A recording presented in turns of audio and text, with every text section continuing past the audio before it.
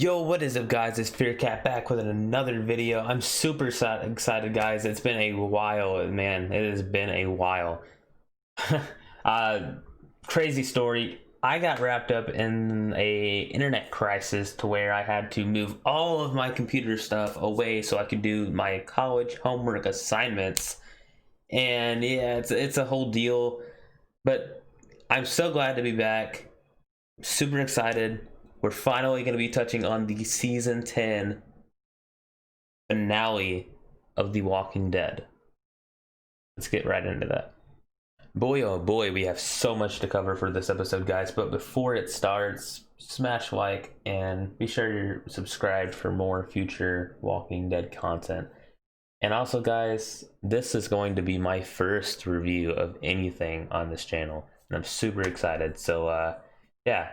So in this episode 16 called A Certain Doom, we see our group faced with a bad situation of being surrounded by a humongous herd of walkers and of whisperers. So we're just going to be going over some of the complaints I have and some of the things I really liked about the episode. So, starting off, I really like the scenes we got from Eugene and from King Ezekiel. I say King. He's still king to me, guys. No, but yeah, I love the scenes between those two. It's King Ezekiel giving inspiration and giving hope to Eugene to keep on marching, and saying that Eugene got him to believe in his cause, and now Ezekiel needs him to believe in his own cause. And I think it's inspiring, and I think it's a really good message. And I also love the Yumiko scenes and the princess scenes. I just feel like all of those characters together make a really good scene at the beginning there. One of the things I didn't like about the episode was the fact of the visual effects seemed really lackluster compared to a lot that we've seen from The Walking Dead. Actually, even my dad pointed out that the fact that it didn't look, it looked off. Like, you could tell that it was visually, like sometimes, like most of the time in The Walking Dead, it's hard to tell. Like, sometimes it looks so realistic, but in this, you could actually tell that it was like you were looking at a computer. You know what I mean? Like it looked like a loop. You know what I mean? So yeah. So when they're actually in the tower, we see a few things go on. One being that when they're prepping to go out, some of them, well, I think it's some of them are wearing masks and some of them are not wearing masks. And this doesn't really make a whole lot of sense to me, because if you don't want them to spot you, wouldn't you not, or wouldn't you wear a mask? It's really confusing to me. I really don't get it. If you don't want to get spotted, then why would you not wear a mask? Why would you not wear a mask? Anyways, so that's one thing. It's weird to me. Another thing is something's happening with Dog. So Dog is seen in the tower, and then he's seen in the forest at the end there. We'll get to that in just a second, but Dog's tripping out there. So I really loved some scenes I also loved were the scenes between Carol and Lydia. I feel like that was really great, because Carol's relationship, she's had a lot of mother-child relationships on the show with a lot of the kids on the show, but with Lydia, she just straight up says this doesn't have to be that. This can be basically a friendship. And I was like, wow, we've never gotten a character that acts like that. It was kind of crazy to me. It was kind of crazy to me. I think the greatest part about the episode entirely, like, people might argue against me for this, but I think the greatest part was the music and the score. I honestly, top tier for sure. But I think Bear McCreary's still doing the music for this show, and he did an outstanding job for this one. Yeah, it was unbelievable. the fight scene, well, the fight scene between Beta and Daryl, oof, oof.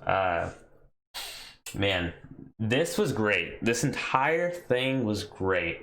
The only thing it was missing to make it a perfect 10 out of 10 was an extensive fight scene between Beta and Daryl, and that would be cool to see Negan as well.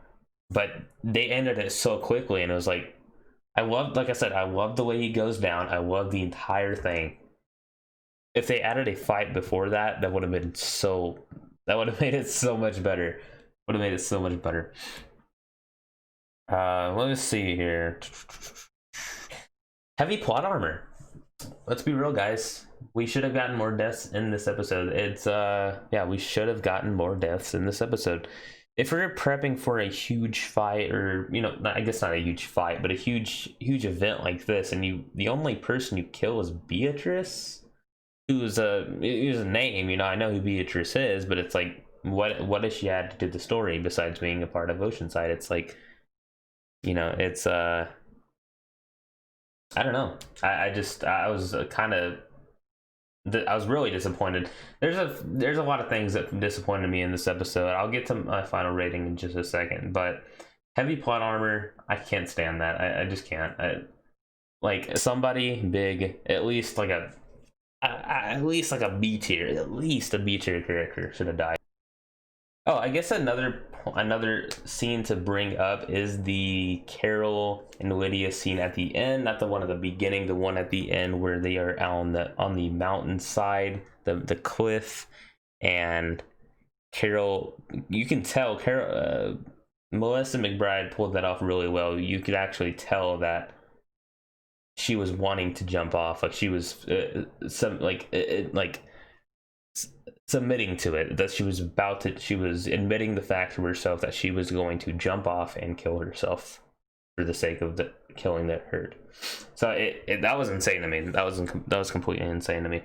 But then Lydia pulls her arm, and then, I mean, we knew Carol wasn't really gonna die. I mean, but it was believable for a second. And then Lydia throws Alpha's mask. Speaking of Alpha's mask, Negan gives the mask to her, which I thought was, it's just crazy. It's insane to me. But I think Negan giving the mask to Lydia and Lydia throwing it off the cliff, two of the greatest scenes in this episode. So what happens with the people in the tower? So the people in the tower get invaded, and I'm really skipping around here, but you know, I'm trying. So the people in the tower get invaded finally by the Whisperers, and a lot of side characters die. Literally just like, and when I say side characters, I mean like one episode characters. So they get killed, and we see Father Gabriel tell Judith to tell Rosita. I can't repeat the message. I honestly don't know, guys. But anyways, so Father Gabriel basically is going to sacrifice himself. I guess, yeah, to hold them back. Yeah, I guess so. So they don't catch up to them. So Father Gabriel does that. The Whisperers break in. He's able to take a couple of them out. The Whisperers break in. They hold him down. They have a little Easter egg, to spoiler alert for the comics, to Father Gabriel's death, and in the comics. And then Maggie and her masked friend show up, and her masked friend does all this, you know, these moves, and they save Father Gabriel. And Aaron is there as well, and it's a whole thing. That was just plot armor. I honestly, so it was so. I'm sorry, but it was cheesy. Okay, I'm sorry. I thought it was badass that she returned, but it's like, oh wow, it's such. How did she get there? Can we talk about that for just a second? How, if the entire herd is moving towards the tower, how does she get, with no blood on or anything, with no guts or anything, how does she get inside of the tower? I'll take answers, guys. I mean, maybe am I seeing things wrong? Let me know. But how did they get? How did she get in there? There's literally no way. Like, there's absolutely no way. Especially if there's even a few whispers down there. It's like, I mean, there's no way. It was too thick of a herd for them to just, kill them all. So, yeah, and especially there was no blood on any of them at all. That's what I mean. There was no blood on any of them, like, at all. And, walker, human, whatever. There was nothing. So, yeah, that was it was kind of bad. So, So the way the masked person is acting now, I'm not just acting, okay? Just the way he's acting. Now, I don't think he would have these good of fights and stuff, or be that good at fighting. But I think the way he acts, it really reminds me of Mitch from Georgie's, one of Georgie's sidekicks, I guess you could say. But yeah, he kind of reminds me. Yeah, he kind of reminds me of Mitch for sure. Yeah, so let's talk about the end, or near the end with the forest. So the forest scene was pretty rad. I mean, we got Maggie and Judith to say hello, and all of this awesome stuff. But there's a couple problems with it that I have. There's a couple problems. Why was there no scene between Maggie and Daryl? Maggie and Carol. Maggie and anybody else besides the kids. It's like, oh man, it made me crazy. And also, Negan was in the forest with Maggie. I don't get that at all. They were in the same forest and there was no scene. I guess obviously they're saving it for the 6 episodes, but there was no scene. There was absolutely nothing. So it's like, oh, they didn't see each other. Haha. You know what I mean? We see Virgil come back on a horse and save Connie. This was beautiful. Connie's back. She's not dead. This was awesome. I loved it. And we also get the scene where they're pulling the wagon and they're playing Burning Down the House. I can't remember the band, but they're playing Burning Down the House, and I love that scene. I thought it was really cool. Another thing about the forest scenes were the dog. So Dog, right? Dog is in the tower. There's a herd, right? But somehow Dog ends up. So okay, they have to go down an elevator at some point, right? So somehow they get Dog down the elevator. So when they leave, they get him to the forest. I don't even know how they get to the forest, to be honest. And they get Dog to the forest. None of this really makes sense to me. And Judith isn't big enough to carry Dog. I don't know. This just seems off to me. I mean, maybe Dog is just so smart that he knows to just bolt through, don't stop for nothing. That just seemed a little bit weird. I know it's hard to work with the dog in the show, but if you're gonna work with the dog in the show, at least do it right. Don't make it so obviously, aired that it's that it's just bad to watch. And I think close to finally, the troopers at the end, man. I told my dad that it's just like it's the beginning of the final arc of the show, and it's unbelievable. It's awesome. I think the I say the stormtroopers.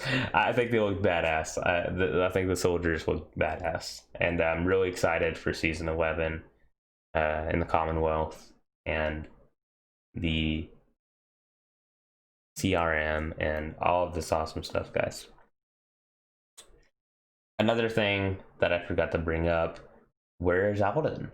Shouldn't have Alden been there, at least in the end, or somewhere in between? And where was Alden? Yeah. I don't know where he was, guys. that just seemed off to me, because he's shown with Aaron, and then he's just not shown in the episode. Maybe I missed him, but I don't think I did. Let me know in the comments if I did miss him. So yeah. So honestly, guys, it was a great. I think it was a good episode. I would give it a 7.5 out of 10. I thought there was some. I thought there was definitely some errors in the episode. I wouldn't give it an 8.5. I think that's right about around ish where IMDb has it right now. IMDb has it right now, and yeah, I don't really agree with that. But it was a good episode. It was a good episode. I won't lie. There was just some visual errors, and there was some continuity errors, and some stuff like that. But I hope these next 6 episodes patches up a lot, because guys, we're going into a season 11 with, I think, one character died this season. Or I mean, okay, we had Alpha, right? We had the 2 villains. We had Alpha, Beta, but I'm talking about in our group we had Sadiq and Dante. But Dante's like, side character ish, sort of. But out of our main cast, we had Sadiq die, and it's just I think they pointed too safe. They have too large of a cast right now, guys. It's they've got to start killing some characters, and this was the episode to take 1 or 2 of them out. Like, it sounds bad, but it's just like it's overwhelming, like how many characters they have. Is yeah.